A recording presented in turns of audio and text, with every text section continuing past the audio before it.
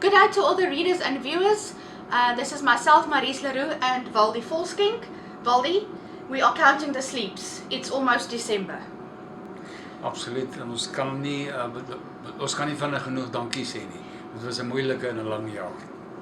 So this week we start off with our front page story, which literally is bringing Rustenburg to a standstill. Please tell us all about it. Maries, ja, terwyl ons nou praat van 'n standstill, terwyl ons in Rustenburg die afgelope klomp maande letterlik aan die agterspeen gesuig het wat betref gladde verkeersvloei weens die sluiting van die Helen Joseph brug. Baie nuus in hierdie week se koerant oor die vordering van die Helen Joseph brug. Ons het 'n pragtige foto op die voorblad, of ons dink dit is pragtig ten minste, op die voorblad van wat wys wat die vordering is, waar hulle nou trek, hoe dit nou lyk en waar mense 'n idee kan kry van hoe dit gaan lyk wanneer dit klaar is. Ons het dan ook op bladsy 7 het ons 'n stuk van of 9 foto's, 8 of 9 foto's, 5, 6 foto's om te wys hoe dit lyk. En dan het ons 'n bietjie met die voorman gepraat wat beheer is van die konstruksieprojek daar. Geo is sy naam. Sy van het my ongelukkig ontgaan, maar ons is nou al 'n paar keer in gesprek gewees oor die brug.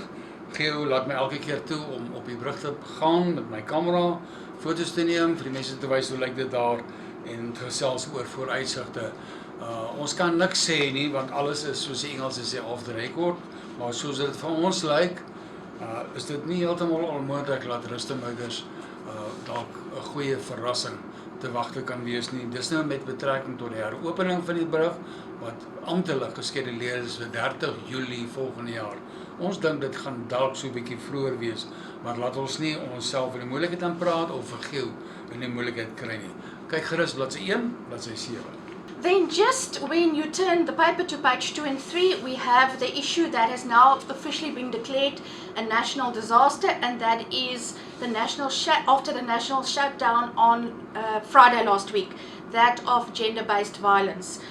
We have reports of marches that took place in Rustenburg, Koster, Bokeng, and we also have an article on how to recognize signs of abuse and how to deal with it. So see all of that right in the front of this week's paper. Op bladsy 6 van hierdie uitgawe. Ons praat almal oor die kwaai weer van die afgelope tyd met die baie reën. Op bladsy 6 het ons 'n gesin gaan afneem wat letterlik uit hulle beddens uitgeslaan is die weerlig verlede donderdag aand. Was nou voor Vrydag tot die hals so geval het. 'n Ma en 'n dogtertjie en 'n pragtige klein brakkie. Hulle storie is daarvan hoe hulle uit die beddens uitgeslaan is en hoe hulle 'n baie onrustige nag tegemoet gegaan het. Dan ook op dieselfde bladsy 'n baie kort beriggie van 2 mans wat tragies deur weerlig doodgeslaan is in Kroondal. Now, talking about injuries and accidents, on page 4 and page 22, we have 2 reports from the National Blood Services. The one is a thank you function that was held for the local stakeholders, and then on page 22, Red Saturday is taking place for the first time on the African continent. This is this coming Saturday, and everyone is being called up to donate. So whether you have donated blood before or not, please take up the opportunity, join thousands of people around the continent, and let's make a tangible difference in the lives of others. Op bladsy 8 van hierdie week, almal hou met angs en spanning die Rustenburg Herald dop van die afgelope week of wat.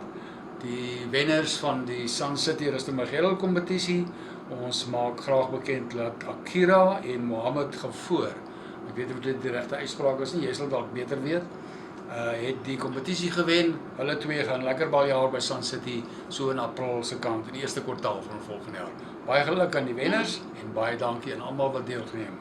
Yeah, the competition was quite fierce, and those of you who are wondering about the authenticity, I did ask Valdi if I was eligible and if he would make me win, but there you see, we are quite impartial to these kinds of things.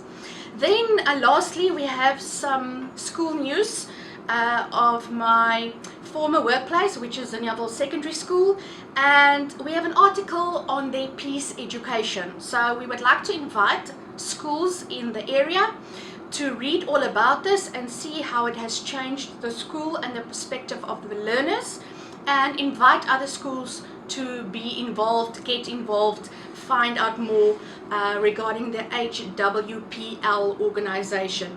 Read all about it, and let's all stand together and make a difference, especially on school level. Plant some seeds. It is now almost school holidays, although when you look at the mall, it seems like school is already formally out. So yeah, use this time of year to spread the goodwill and the joy as it is the season, and then we'll see you again next week. Vir my al wat oorbly is om tot ziens te sê, kyk op ons sportbladsy vir 'n laaste golfberiggie oor die Nedbank Golf Challenge wat van 4 tot 7 Desember by Sun City plaasvind. Hou maar dop op TV, dit gaan 'n groot geleentheid wees. Tot dan, volgende week, mooi bly, goed gaan, mooi loop. And keep those umbrellas handy. See you then.